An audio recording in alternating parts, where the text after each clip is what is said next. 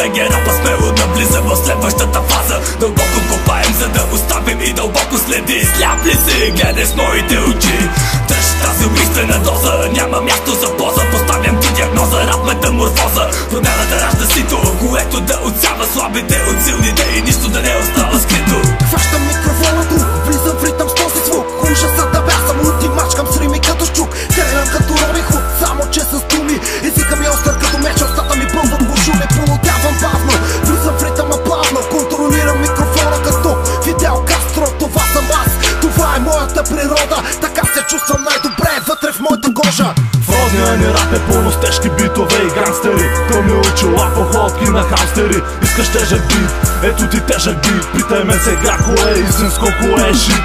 Един среден пръст от един варенски гъс. Всички имат много хъс, от главата ми въз. Копелета бяга в тръс, срок от никой не го е бъс. Първо чупя врат, после пръст по пръст. Хръс. За хип-хоп култура кажи да си хъбяли думите. Да тегели лукуми за продажба на албумите. Защото схемата е доста блудкава и кратка. Както тъп отива да си хване заможна батка. Не те се спича хоми, набавяме си крим. Тарикатски типове сме в целия Dream Team. Част съм от формацията, за този тежък хим. И продължавам да си правя каквото искам, амин. Точно за това не съм на колене, защото Господ казва, че прощава, обаче аз не.